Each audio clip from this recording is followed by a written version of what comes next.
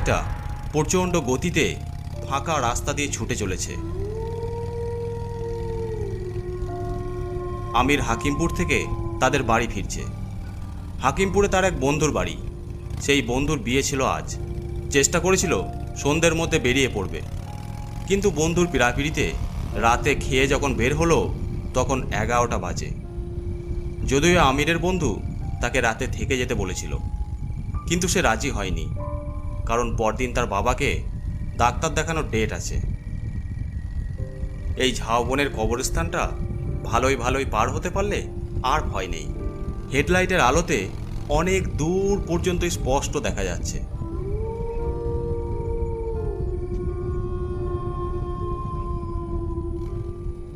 হঠাৎ হেডলাইটের আলোতে দেখতে পেল কবরস্থানের গেটের সামনে একটা মেয়ে দাঁড়িয়ে আছে। হাত তুলে আমিরকে বাইক দাঁড় করানোর জন্য ইশারা করছে।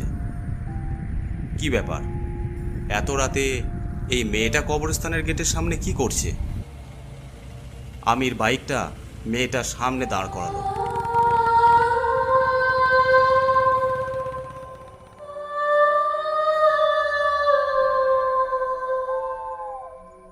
কিন্তু এত রাতে এখানে কি করছে সেটাই ভাবছে আমির।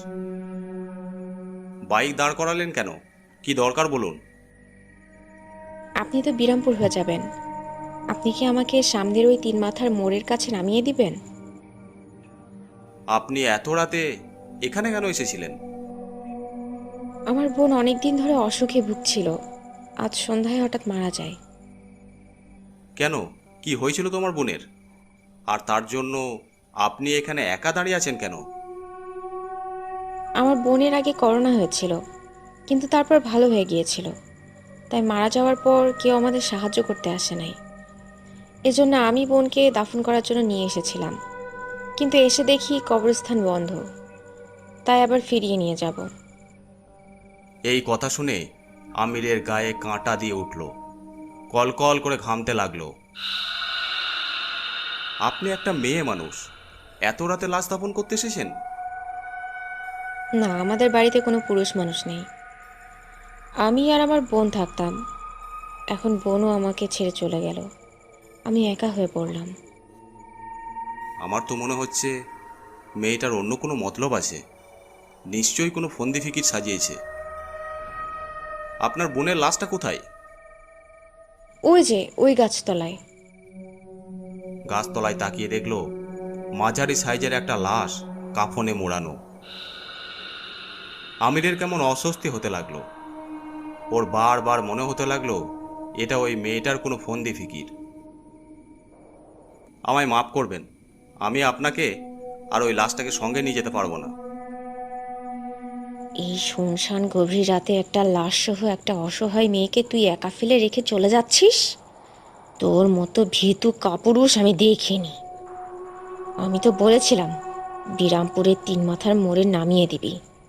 এখান থেকে তো বেশি দূরে নয়, তাও পারবি না? না, আমি পারবো না, আমাকে ক্ষমা করবেন। বেশ, যা। তবে এর ফল কিন্তু ভালো হবে না। সামনে তোর অনেক বিপদ। যা, চলে যা।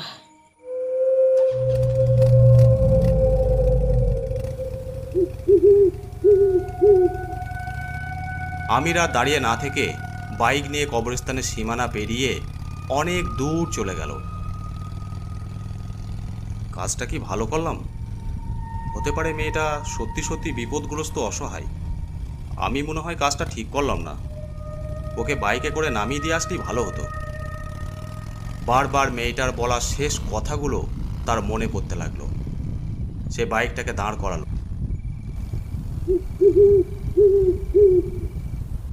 তারপর বাইকটাকে ঘুরিয়ে আবার কবরস্থানের দিকে যেতে লাগলো। দেখলো মেয়েটা তখনও সেইভাবেই দাঁড়িয়ে আছে। মেয়েটার সামনে গিয়ে বাইক দাঁড় করালো। আমি জানতাম আপনি ফিরে আসবেন। সে না হয় জানতেন, কিন্তু লাশটাকে দাফন না করে বাড়ি নিয়ে যাওয়া কি ঠিক হবে? বাড়ি নিয়ে যাওয়া ঠিক হবে না, কিন্তু কবরস্থান যে বন্ধ সেটা তো দেখতেই পাচ্ছেন।